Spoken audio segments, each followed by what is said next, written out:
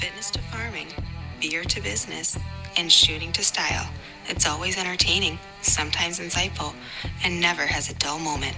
You're listening to the Always Something podcast. You off air, we were talking about the sauna experience, and I've been dying to hear this story. Sorry.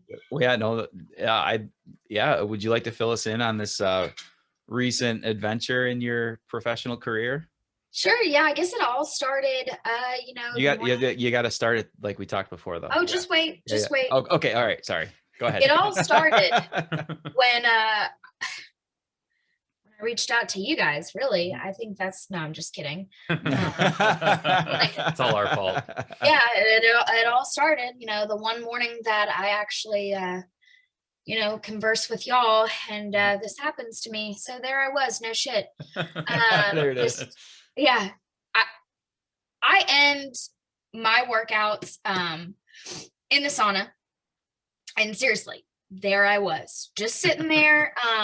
Usually I'll keep my headphones in, but I turn them down so I can still listen to other people. And that's what I did. These two older gentlemen were talking about when they were in their 20s, and they were like, you know what?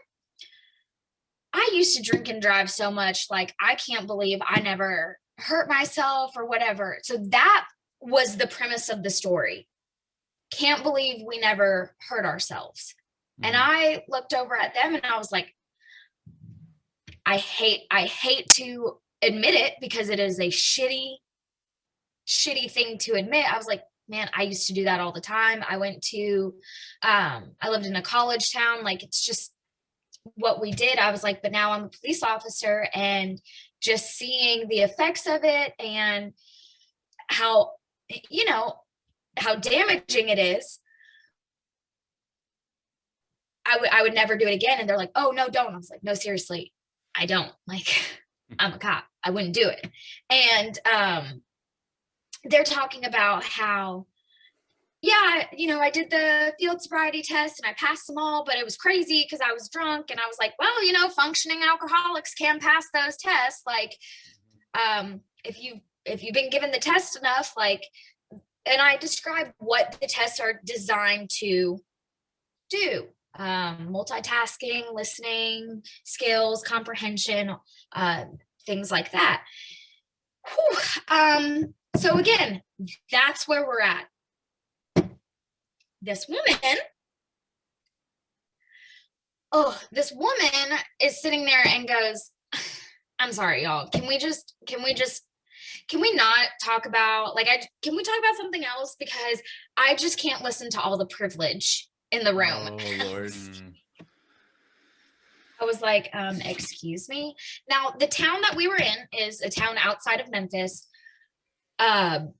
People get called, that's where I grew up. People get called pretentious there all the time. Like, it's a snooty, hoity-toity, we are better than you town, for sure. And so when she said that, I was like, excuse me, what about that conversation brought up any privilege? And she was like, every single person that just told a story about how they didn't get arrested was white. And I had actually told a story about how I pulled a woman over. The only thing I pulled her over for was she sped past three of us. I mean, she was going 75 and a 35, and she was almost home. And she had been drinking and driving for about her 20 to 30 minute commute from home. And I guess I never finished the story that I arrested her or whatever, because I don't have to explain myself to anyone.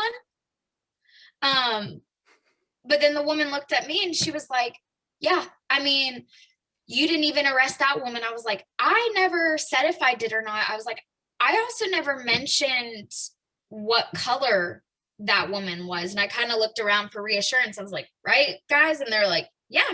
And there were other African-American people in there as well that were like, yeah, you never mentioned the color.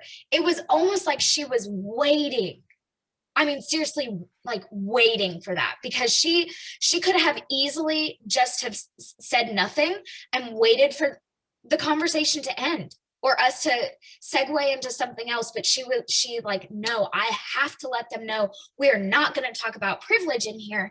And I was like, ma'am, what part of this is privileged? I was like, my parents are divorced. Our house was foreclosed. I was like, what is privileged in here? And I was actually getting up and leaving the sauna because this is the second time I have had this conversation in the sauna about being a police officer and how I am wrong. And she was like, you're the one who's upset. You're the one who's leaving. I was like, I'm leaving because there's absolutely no way for me to win this conversation. She was like, of course not. And just looked at me in the face and pointed at me and goes, Black Lives Matter. I said, why are you telling me that? Because I'm a white cop. And so then she looked at everyone else in the room and said it. I said, why are you telling us this as if we don't know? She goes, fine. All lives matter. White lives matter. Does that make you feel better? Like, she didn't mean it, obviously, when she said it. And I was like, what makes you think? I said, what makes you think that I'm not a part of any other minority? Because I look white? Because I'm white? Because what you're accusing me of is exactly what you're being. And I mean, yelling over me. And I was like, ma'am, I'm Jewish. Like I would never be racist towards any, and she was like, oh, no, baby. It doesn't matter. It doesn't matter. Jews were in their own country doing their own thing. I was like, in what world were you living in when that happened? Because no, I was like, ma'am, it happens every day.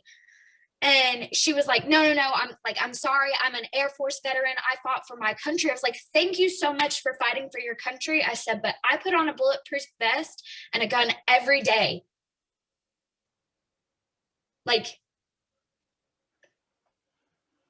And I mean, it was just, if I was leaving the sauna, I was wrong.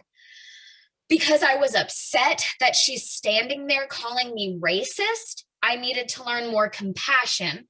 And that turned into, you need to take responsibility for walking into this world white. I said, I didn't do anything to you.